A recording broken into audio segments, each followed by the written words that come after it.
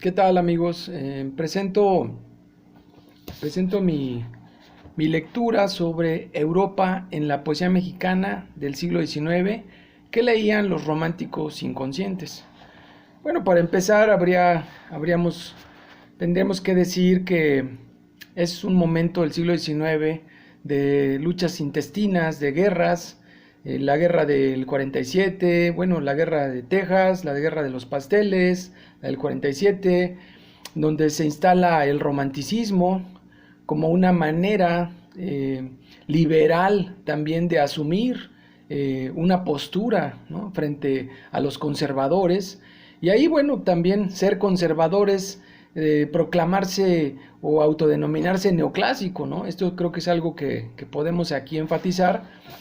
Y bueno, es un siglo en el que se va teniendo una idea de que los escritores también están propugnando por la fundación de un país, por la fundación también de un proyecto de literatura nacional que va a abanderar Guillermo Prieto y muchos otros próceres como Ignacio Manuel Altamirano, desde las distintas escuelas en las que se inscriben.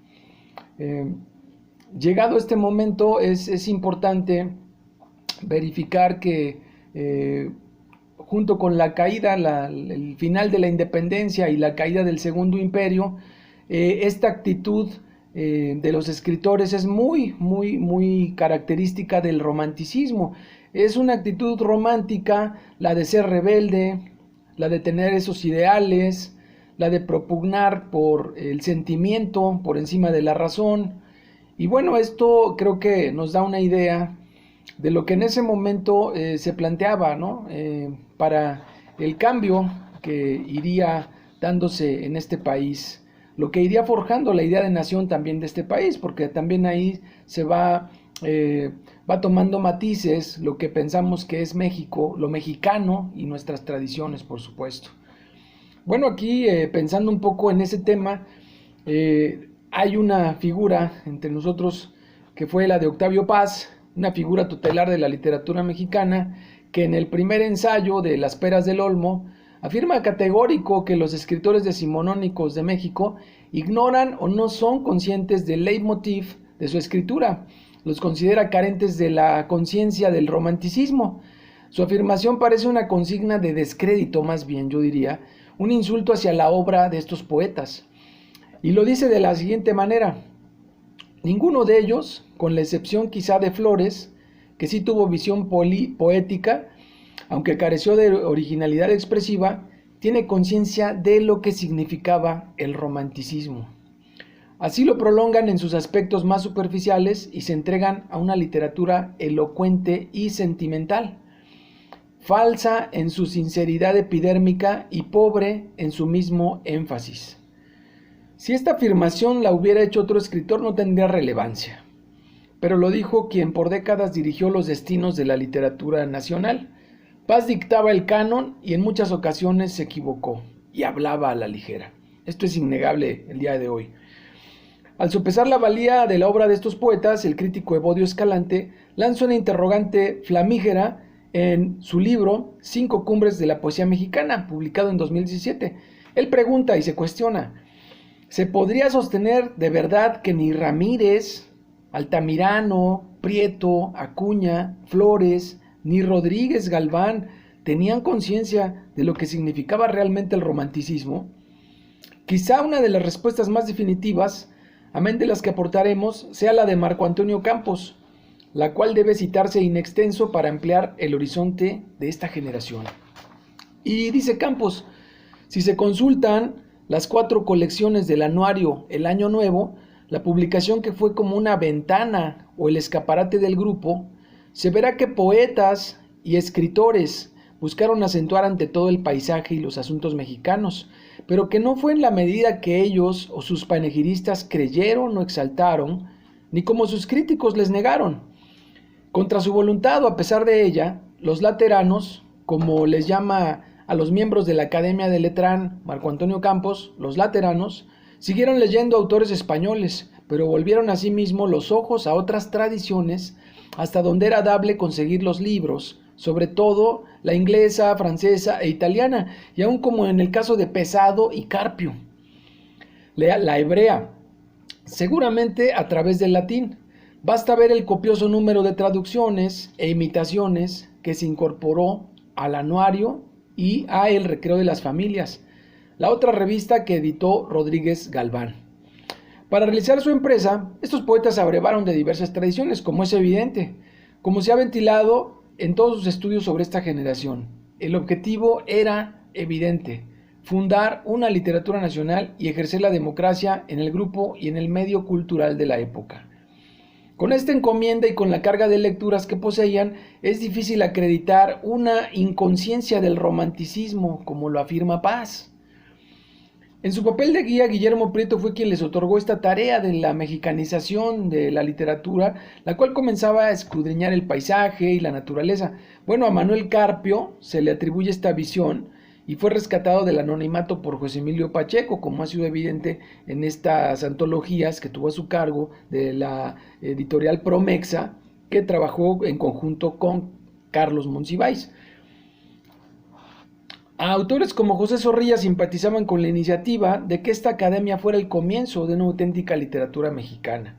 El ejercicio de imitación a los neoclásicos fue rebasado de forma gradual por el ejercicio consciente del oficio. Fue la primera generación de poetas mexicanos que se ocupa de poner en tela de juicio la calidad de sus textos, y quizá sea su marca personal, los que se arriesgan y se someten a la crítica y al autoexamen. La lista de asistentes es amplia, pero podemos resaltar a los más destacados. Entre estos noveles encontramos a Juan Nepomuceno Lacunza, a Ignacio Rodríguez Galván, a Eulalio María Ortega, a Joaquín Navarro, el mismo Prieto, con la posición más moderada de los mayores, como por ejemplo Manuel Carpio, que tenía 45 años, y José Joaquín Pesado, que tenía 35. Hasta ahí lo menciona también Marco Antonio Campos. Y bueno, también hay que citar y mencionar que el poeta cubano José María Heredia se adhirió a la postre a las actividades de esta academia. Pese a su origen, Heredia recibió el trato y el reconocimiento a su trabajo como si se tratara de un connacional. Entre las revistas en las cuales publicaron su obra los escritores de este grupo, podemos citar también El Año Nuevo y El Recreo de las Familias, las cuales, según Campos, sostenían una gran influencia de otras publicaciones extranjeras como El Artista, editada en Madrid, la cual a su vez abrevó de la revista Le Artiste, publicada en Francia, de las cuales Rodríguez Galván, a quien se le identifica como el principal editor del grupo, extrajo múltiples selecciones de autores españoles, lo cual descarta en buena medida la ausencia de lecturas y la ignorancia de los lateranos acerca de esta nula información sobre el significado del romanticismo. A las reuniones de esta academia, efectuadas entre 1836 y 1840, asistió una importante nómina de autores, entre los cuales podemos citar a los dos Lacunza, Guillermo Prieto, Manuel Tosiat Ferrer, Luis Martínez de Castro, Eulalio María Ortega, Joaquín Navarro, Antonio Larrañaga, Ignacio Rodríguez Galván, Fernando Calderón, Ignacio Ramírez, Manuel Paino, Ignacio Aguilar y Marocho, Manuel Orozco Iberra, Clemente de Jesús Munguía, Manuel Andrade y Pastor y José María Pacheco, y se integrarían al grupo con desprendimiento y desinterés varias glorias mayores o menores de la época: Andrés Quintana Roo, Francisco Ortega, José Joaquín Pesado, Manuel Carpio, Wenceslao Alpuche, José María Tornel, los poetas de la vieja guardia que ya se conocía, el propio rector de José María Iturralde, los abogados Francisco Modesto Laguibel y Joaquín Cardoso, y el arqueólogo Isidro Rafael Gondra, ¿no? Hasta ahí la mención que hace Campos acerca de los que se reunían en ese momento. Al análisis de textos, el análisis de los textos fue un oficio que emprendieron los lateranos, quienes bajo la tutoría de José María Lacunza, el más diestro y cultivado de ellos, recibieron instrucción y guía de su experiencia y trayectoria. Incursionaron en la literatura universal, Pesado en la hebrea. Bueno, leían traducciones, leían a los poetas latinos, a Horacio y a Virgilio, a poetas románticos franceses, alemanes e ingleses, y a novelistas estadounidenses y franceses. Esto también lo menciona Marco Antonio Campos en este libro, que creo que es un libro emblemático por el tema que aborda, que es la Academia de Letrán, ¿no? En su literatura. Creo que es un libro valioso, es un libro de consulta que nadie puede soslayar actualmente, ¿no? Hay que tomar en cuenta que en la primera edición de Las Peras del Olmo, la primera edición de Las Peras del Olmo fue en 1957 y en España aparece hasta 1983, mientras que la Academia de Letrán, el volumen que menciono de Marco Antonio Campos, se publica en 2004 en el Instituto de Investigaciones Filológicas de la UNAM. Lo anterior nos deja entrever algunas aristas. Octavio Paz sentía aversión por la obra de esta generación, ignoraba, y es inverosímil para un lector de la talla del Nobel de Literatura, que ignoraba la cantidad de información que dejaba entrever la cultura que estos poseían, o nunca se interesó por la obra de estos, una de dos. Si un hombre ocupado carece de tiempo, debe discriminar sus afinidades electivas. Si el romanticismo mexicano fue más que una historia, en el momento en que los lateranos aparecen en la escena literaria, el mexicano no es un estudio, es una historia, eso lo dice el mismo Paz. Es necesario referirnos también a la fuerza que lo impulsó. Raimundo Lazo insiste en que aquello que entendemos como romanticismo no es cuestión únicamente de un periodo o una época, de un impulso vital que puede emerger en la historia humana en cualquier momento. Y lo dice de la siguiente manera, cito a Lazo: entendido así lo temperamental como marcada y determinante adhesión al impulso vital, en literatura es lo que merece el nombre de lo romántico, permeable a lo socialmente ambiental, pero fundamental, primariamente extrahistórico, por ser un modo de ser, una inclinación posible, potencialmente propia de todos los tiempos, por lo que una historia del romanticismo viene, en realidad, a ser una frase tan paradójica como una historia de la respiración o de la voluntad. Hasta ahí la cita de Lazo, que me parece que, viéndolo como un panorama, los poetas de la Academia tuvieron un proyecto, la ambición de conformar una colección de poetas, elaborar una galería, la cual debería estar conformada por aquellos creadores representativos del Parnaso de la época. Pugnaron por edificar a través de su obra un nuevo rostro literario en el país, la mexicanización de la literatura a sabiendas de la influencia española. Y aquí lo menciono otra vez, y esta es una cita de Prieto, de Guillermo Prieto. Él dice: más de 2 años duraron los ejercicios, encerrados en las 4 paredes del cuartito de la Cunza, pero algo se transportaba de nuestras tertulias, y un tanto nos aguijoneaba el deseo de procurarnos otros amigos inficionados de la propia maletía de las copias. Ignacio Rodríguez Galván fue nombrado editor del grupo.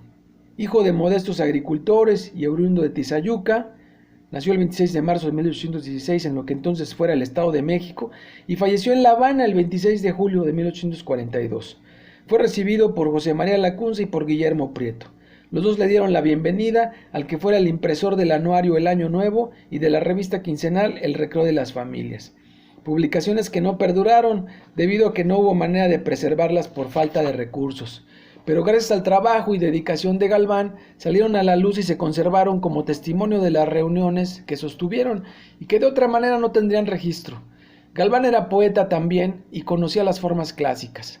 Sus lecturas de Edgar Allan Poe se vislumbran cuando ya se emancipaban del corsé neoclásico. Y bueno, viéndolo desde ahí, hay elementos como la soledad, la melancolía y los temas sepulcrales que se le atribuyen al romanticismo mexicano. Hay sonetos del propio Galván, en donde se cumplen cabalmente estas condiciones. En 2 cuartetos y 2 tercetos se resume el paso del neoclasicismo al romanticismo. La muerte de la amada en presencia del amado, que es un gran tema de la literatura, además.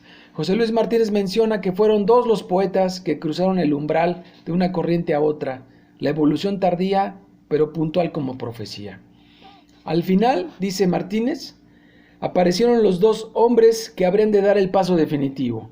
Aprovechando nuestro carácter melancólico y desilusionado, dentro de la gran escuela, Ignacio Rodríguez Galván y Fernando Calderón, no obstante representar un fruto ya con cierta madurez, los 2 poetas pierden la mayor cantidad de sus energías en glosar, imitando o traduciendo a los románticos de Allende el Atlántico. Esto es importante mencionarlo porque ya cuando gran maestro José Luis Martínez está observando este carácter melancólico, bueno, esta cita ya viene desde Vicente Riva Palacio, ¿no? En el siglo XIX, Vicente Riva Palacio habla de la poesía crepuscular y de este tono melancólico, por supuesto, que está ahora mencionando un poco más cerca de nosotros José Luis Martínez. Dice aquí, si glosan y traducen a los románticos europeos, es evidente que los escritores mexicanos sabían y no ignoraban lo que se escribía en el viejo mundo. El testimonio de José Luis Martínez abona más luz acerca de los intereses de los primeros románticos del XIX, como lo acabo de mencionar. Y aquí pensamos también en Fernando Calderón, ¿no? Que es uno de los primeros románticos, y no es que todos, o digámoslo así, los entendidos, lo han visto como el primer romántico de México. Y aquí se puede mencionar un tanto, un poco la biografía de Fernando Calderón, que menciona a Francisco Monterde sobre él. En la fe de bautismo, cuya copia eficazmente proporcionada por José Cornejo Franco se publica en la página 29, puede verse que las biografías sobre Calderón escritas en el siglo actual están equivocadas acerca del día de su nacimiento. Nació el 26 de julio de 1809 en Guadalajara. Se dijo que alguna vez había nacido en Zacatecas porque en uno de sus versos llamó a ese estado patria mía, y porque sus padres, el capitán Tomás Calderón de la Pascua y María del Carmen Beltrán, tenían propiedades en Zacatecas, donde radicaban con la hermana de Fernando, Guadalupe, que también fue poetisa. Contrajo matrimonio con Manuela Letechipía y falleció tras una larga enfermedad en la villa de Ojo Caliente el 18 de enero de 1845. La muerte le impidió concluir su último drama y un vasto poema. Muy bien, hasta ahí la cita. Y se dice, bueno, que hay poemas de Fernando Calderón donde deja entrever por qué es considerado como uno de los primeros románticos del siglo XIX. Voy a leer solamente una estancia que creo que me parece importante por el romanticismo que se desprende de la lectura de este poema. Y dice lo siguiente: bella es la flor que en las auras con blando vaivén se mece, bello el iris que aparece después de la tempestad, bella en noche borrascosa una solitaria estrella, pero más que todo es bella la risa de la beldad. Y esto es, creo que, una muestra de cómo Fernando Calderón desglosa en sus poemas lo que podría decirse que representa en la poesía el romanticismo, ¿no? El uso del octasílabo da cuenta del conocimiento de la tradición, aquí lo acabamos de leer. Sin embargo, el tema y el tratamiento difieren del clasicismo español. El uso de la frase anafórica, la risa de la beldad, enmarca el ritmo del poema, pero también le da significado. El sujeto lírico del poema es solitario y va contra la adversidad, motivado por la figura femenina. La tempestad, la noche borrascosa, la guerra, todos ellos elementos bélicos, trueca el duro acero, la dulce tranquilidad, como si se tratara de la biografía del propio autor. Pero no es un secreto que Fernando Calderón participó en la lucha armada contra el presidente Santa Anna. Bien, hay que recordar que hay poetas como el propio Fernando Calderón, como Ignacio Manuel Altamirano, o como el general González Ortega, que también escribió sus versos, que tenían intereses literarios y que, sin embargo, también participaron en la milicia para la liberación de este país o para la construcción de un proyecto de país. También tenemos a Guillermo Prieto en esta nómina, y son muchos los poetas que podemos ir mencionando al respecto, porque Prieto en su musa callejera nos deja ver en los poemas que él ha creado para poder darle un rostro popular a las letras de ese momento. Quisiera mencionar que el romance, por ejemplo, en Guillermo Prieto tiene una característica muy de México, es decir, él adapta lo que es una tradición que proviene de España, del viejo romance, que en sus principios, en sus inicios se escribía en heptasílabos, ¿sí? Y aquí lo decanta él en los octasílabos que hoy conocemos, Y sin embargo, Prieto sigue tan actual, es una tradición inveterada, pero no deja de ser una tradición muy fresca, muy actual, en la que nos involucra Prieto para conocer la vida cotidiana incluso del siglo XIX.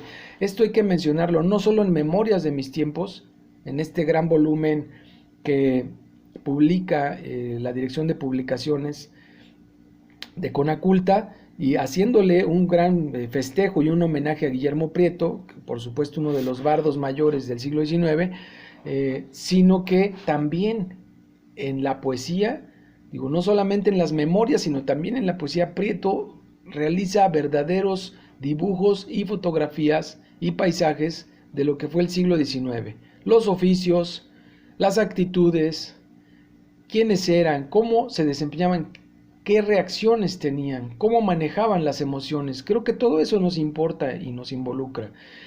Entonces no podemos llamar ignorantes a estos poetas. Creo que sí hay muchos documentos a través de los cuales podemos decir que tenían lecturas y lecturas bastante amplias. La Academia de Letrán fue la plataforma desde la cual Guillermo Prieto, el hombre de la sencillez desconcertante, saltó a la popularidad de su siglo. No solo se advierten rasgos de la mexicanidad en su obra, también del romanticismo que ha llegado a México para instalarse con temas como la libertad o el independentismo.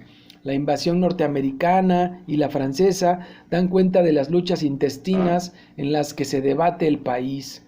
Con toda razón el general Vicente Rivapalacio afirmó: Prieto es el poeta más grande de cuantos han nacido bajo el cielo de México, y su vida entera está ligada a los sucesos memorables de la patria. El autor al que Rivapalacio hace alusión, hay un autor al que hace alusión, se llama Pierre-Jean de Beranger, quien fuera poeta y autor de canciones muy populares en su época. Creo que es algo muy interesante porque el propio Rivapalacio menciona y dice: todo periódico ilustrado y sensato de los publicados en este país, en el espacio de 30 años, ha engalanado sus columnas con los cantos de Prieto. Las luchas civilizadas le han dado argumentos para canciones que entre nosotros serán como las de Beranger para los franceses, la sublime expresión de los sentimientos del pueblo. Y es Vicente Rivapalacio, este general que también es novelista y que podemos hacer un repaso también de la novelística, en la cual, por supuesto, se denotan lecturas, se evidencian lecturas importantísimas que fundamentan la obra literaria de estos escritores. Como se puede apreciar, la cultura europea no es ajena a los intereses de estos poetas.